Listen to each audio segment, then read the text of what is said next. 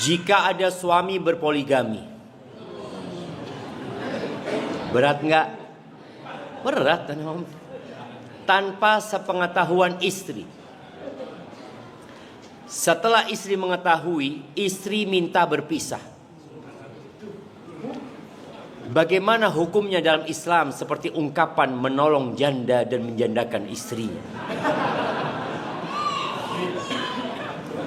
Jazakallahu khairan. Barakallahu fikum ya Ustaz. Nah, jamaah. Iya, bicara poligami. Memang poligami ini menjadi sesuatu yang di masa sekarang nggak familiar. Dianggap poligami itu perselingkuhan. Poligami itu adalah ketidaksetiaan. Bahkan kalau ada yang menjadi istri kedua, masyarakat akan mencemooh dan membulinya karena dianggap sebagai pelakor. Emangnya nggak ada laki-laki? Kok harus nikah sama laki-lakinya orang? Yang jadi masalah, laki-lakinya orang ini punya jatah 4. Oh, seneng bapak-bapak. Ya betul, betul Ustaz. Iya.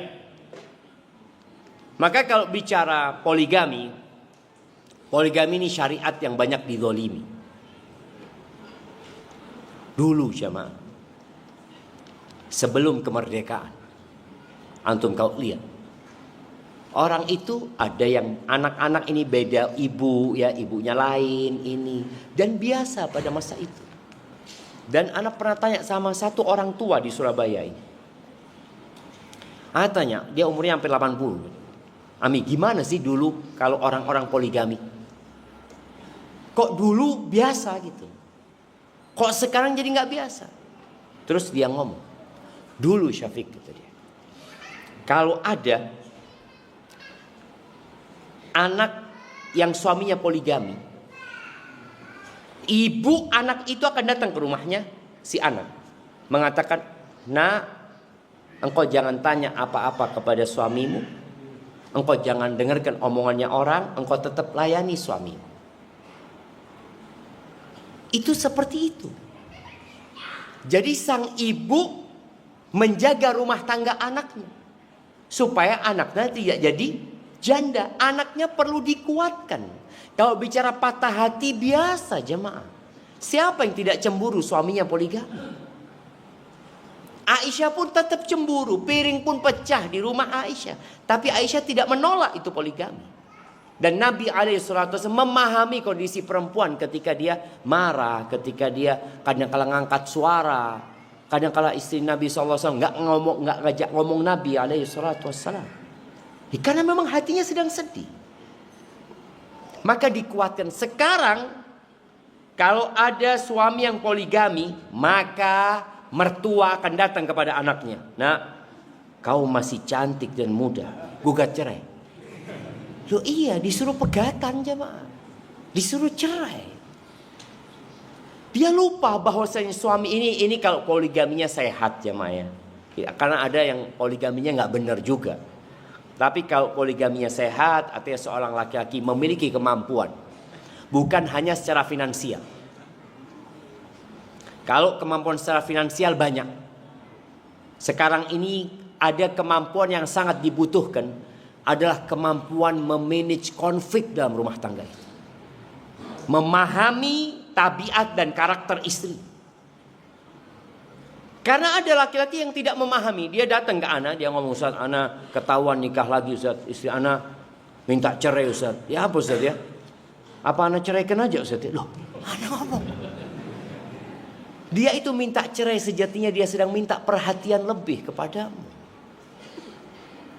Dan ada banyak setan-setan di luar yang membuat hatinya semakin patah. Datang kepada dia, "Loh, saya kalau jadi kamu, nggak mau saya." Waduh, ini ngompori untuk berpisah jemaah. Apa senangnya? Walaupun engkau banyak duitnya, kalau suamimu nikah lagi, Aku alhamdulillah suamiku tidak nikah lagi, walaupun miskin. Jadi dikompori bagaimana dia berontak kepada suami. Maka tugas seorang istri, anak yang pertama tadi, suami harus bisa memanage konflik ya. Dia kalau bicara tadi istrinya mungkin marah, istrinya gugat cerai ya, kondisinya kadang-kala mertua juga minta supaya menantunya ini menceraikan istri keduanya dan macam-macam ya, yang membuat hidupnya menderita. Engkau harus siap dengan penderitaan itu. Karena engkau sedang mengundang badai. Tapi ingat, badai pasti berlalu jemaah. Nanti datang lagi, tapi yang jelas dia berlalu gitu. Maka tadi kalau suami nggak mampu sabar, nggak mampu memuliakan istrinya, memberikan perhatian lebih kepada yang pertama, wajar jemaah. Dan ada juga istri-istri kedua yang naudzubillah, syaitan. Ada. Dikomporin bagaimana suaminya cerai sama yang pertama. Ada. Dan kita tahu keinginan setan apa? Memisahkan orang ini. Loh, anti ini numpang. Itu suami naik sampan ya sama istrinya, lalu diikat sampannya, anti ikut. Sampai ada orang Arab mengatakan, peribahasa Arab mengatakan, ya gharib kun adib. Wahai orang asing, tolong jaga adabmu. Iya.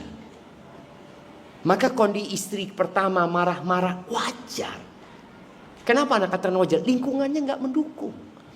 Kalau di masa Rasul SAW atau masa sebelum kemerdekaan, loh ini istrinya 2, ini istrinya 3, ini istrinya 4. Jadi ketika ada nikah lagi, loh lawang saya ini Ustaz adalah anak dari istri keempat. Jadi wajar gitu loh. Ibu kita Kartini istri keberapa? Anak kasih hadiah. Yang bisa jawab.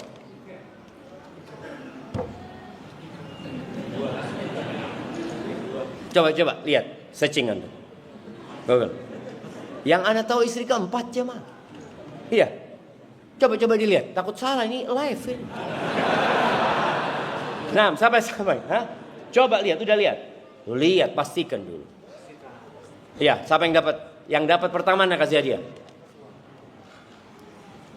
Ayo jemaah. Istri keempat, kasih hadiah. Istri keempat. Itu pahlawan nasional, istri keempat. Ibu-ibu mau jadi pahlawan nasional?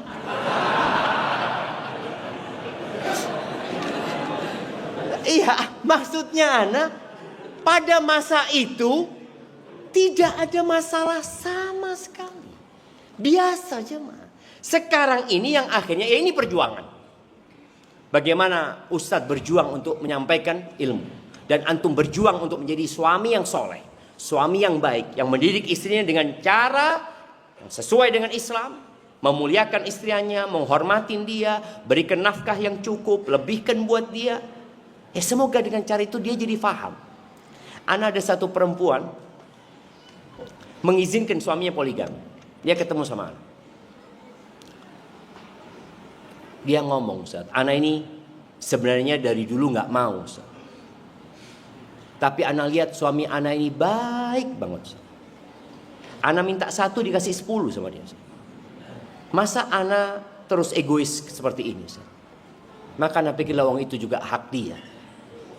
Subhanallah. Maka tadi yang mau poligami berdoa minta sama Allah dan berbuat baik sama istrinya. Kalau tetap tidak diizinkan Ustaz, ya insya Allah sama bidadari nanti. Karena pada hakikatnya nggak harus izin, tapi kan di negara kita tahu ya aturan yang ada. Tapi intinya tadi bagi sang perempuan ketahuilah ketika suamimu nikah lagi dan dia menyembunyikan pernikahannya, sejatinya karena dia sayang sama kamu. Dia punya kebutuhan yang harus dia salurkan, tapi dia nggak ingin nyakiti engkau. Akhirnya dia sembunyi-sembunyi. Ketika kemudian ketahuan, ya lihatlah, kalau memang suami poligaminya dengan wanita baik-baik, wanita soleha, maka jangan sampai engkau akhirnya harus meminta cerai. Jadi istilah menikahi janda menjandakan istri kadang-kala kurang tepat, kadang-kala istrinya yang menjandakan diri sendiri. Dia yang ingin jadi janda, padahal suaminya nggak mau. Bahkan dia mengatakan, anak ingin bersamamu sampai hari kiamat. Hari kiamat bang, dekat sudah kiamat ini. Taib.